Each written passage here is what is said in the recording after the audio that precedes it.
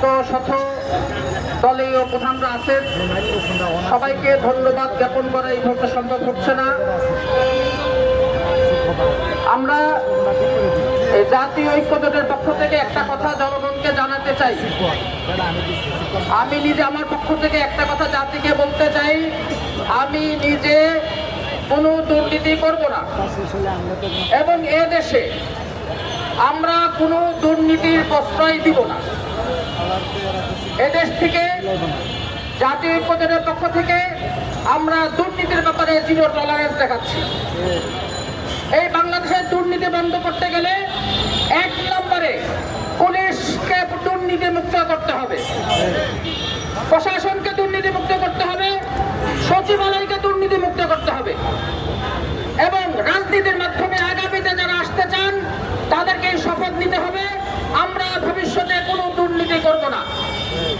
এখনো পর্যন্ত পুরাতন কিছু দলের আমরা লক্ষ্য করছি, ওনারা শুধু সংসদে যেতে চাচ্ছেন কিন্তু জনগণকে কমিটমেন্ট দিচ্ছেন না যে আমরা ভবিষ্যতে গেলে কোনো দুর্নীতি করব না, আমরা দেশের টাকা পাচার করব না। এই কথার ব্যাপারে কেউ প্রতিশ্রুতি দিচ্ছেন না। এমনকি আমরা এই বর্তমানে লক্ষ্য করছি যে বর্তমানে উপদেষ্টাদের মধ্যে থেকেও অনেকে দুর্নীতির সাথে জড়িয়ে পড়েছেন। তাদেরকে আমরা সতর্ক করতে চাই যে আমরা দুর্নীতিকে কোনো রকম প্রশ্রয় দিব না।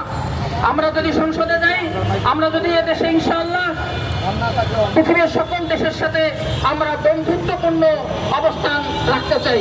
আমাদেরকে কেউ গোলাম মনে করবেন, এই গোলামের রাজনীতি আমরা করি না। আপনাদের যারা গোলাম ছিল তারা চলে গেছে, আপনাদের কাজের বুয়া ছিল, সেই কাজের বুয়াকে আমরা 5 আগস্টে এদেশ থেকে আপনাদের ঘর ঝাড়ু দেওয়ার জন্য আপনাদের দেশে পাঠিয়ে দিয়েছি। অতএব ভবিষ্যতে কেউ এদেশের বন্ধুত্বপূর্ণ সম্পর্ক রাখবেন, এদেশের মানুষের সাথে বন্ধুত্বপূর্ণ আচরণ করবেন না। আমরা ইনশাআল্লাহ আগামীতে জাতীয় ঐক্যজোটের পক্ষ থেকে আগামী সরকার গঠন হবে এবং দুর্নীতি মুক্ত সরকার গঠন হবে। দুর্নীতি মুক্ত সরকার দেশ রূপান্তর করার জন্য আমরা ঐক্যবদ্ধভাবে সবাই কাজ করবো। আসসালামু আলাইকুম ওয়া রাহমাতুল্লাহি ওয়া বারাকাতুহু। ধন্যবাদ। এ পর্যায়ে আমাদের মাঝে বক্তব্য রাখবেন গণআজাদী লীগের বাংলাদেশ গণআজাদী লীগের সম্মানিত সভাপতি, জাতীয় ঐক্যজোটের অন্যতম নেতা জনাব মোহাম্মদ আতাউল্লাহ খান। বিসমিল্লাহির রহমানির রহিম। জাতীয় ঐক্যজোট কর্তৃক আয়োজিত আজকের এই বিশাল সমাবেশের মাননীয় সভাপতি,